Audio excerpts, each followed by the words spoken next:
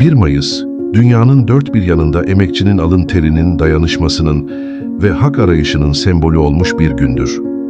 1977 yılının o bahar sabahında ise bu anlamlı gün İstanbul'da bambaşka bir atmosfere bürünüyordu.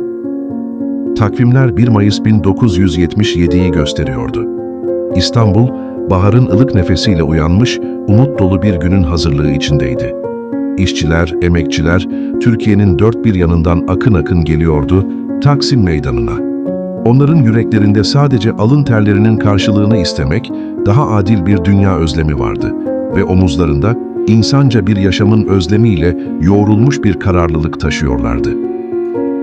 Yüz binlerce insan omuz omuza vermiş, hayallerini ve taleplerini haykırmak için toplanmıştı o tarihi meydanda. Hava, dayanışmanın sıcaklığı, geleceğe dair umudun coşkusuyla doluydu.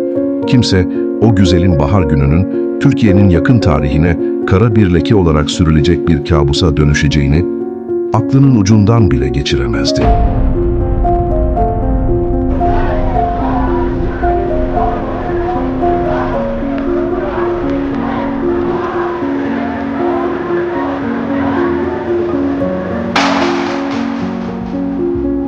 Saatler akşamüstü 19 sularını gösterdiğinde o ana kadar süregelen coşku yerini tarifsiz bir dehşete bıraktı.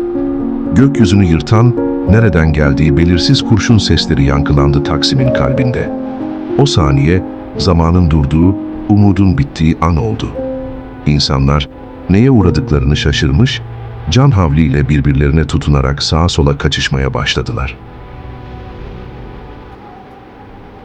Etrafta fısıltılar yayılmaya başladı. Otellerden ateş ediyorlar, sular idaresinin tepesinden. Kimdi bu görünmez düşmanlar? Amaçları neydi? O meydanda bulunan her bir can için o anlar sonsuzluğa uzayan bir kabustu. Her köşe başında bir ölüm kalım mücadelesi yaşanıyordu. İnsanlar panikle birbirlerini eziyor, yardım çığlıkları, feryatlar Taksim'in beton duvarlarında yankılanıyordu. Gözlerimin önünde oldu her şey. Yanımdaki gencecik bir işçi, daha hayata yeni başlamıştı, bir anda yere yığıldı. Elindeki karanfil kan kırmızısına boyanmıştı. Her yer kan gölüydü. O anki kokuyu, o çaresizliği ömrüm boyunca unutamam. Ne olduğunu anlamadan kendimi bir ara sokakta buldum. Ama hala kulaklarımda o çığlıklar, o yardım yakarışları çınlıyor. O kara, o kanlı bayram gününde resmi kayıtlara göre 34 fidanımız, 34 canımız toprağa düştü.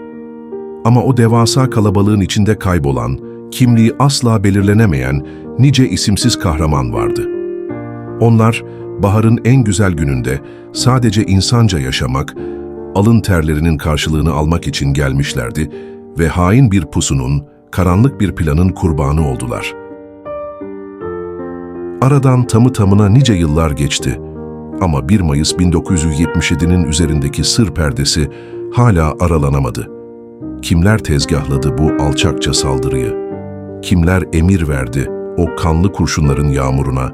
Yargı süreci, acı çeken yüreklerin feryadını dindirmeye yetmedi. Gerçek failler bulunamadı, karanlık eller adaletin uzun kolundan kaçmayı başardı. Dosyalar kapandı, zaman acıları dindiremedi.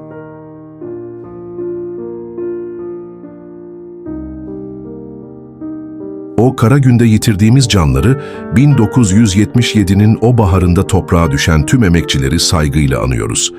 Onların uğruna can verdikleri mücadele bugün bizlerin omuzlarında yükseliyor. Onların kararlılığı ve umudu aradan geçen yıllara rağmen hala yolumuzu aydınlatıyor. 1 Mayıs 2025'te İstanbul'un sokaklarında yankılanan coşkulu sesler onların mirasıdır. Bugün kutladığımız her 1 Mayıs, onların düşlerinin bir parçası, verdikleri bedellerin anlamıdır. Onların anıları önünde saygıyla eğiliyor, 1 Mayıs İşçi Bayramımızın kutlu olmasını diliyoruz. Yan yana, omuz omuza, daha adil ve özgür bir gelecek için mücadelemiz daima sürecek.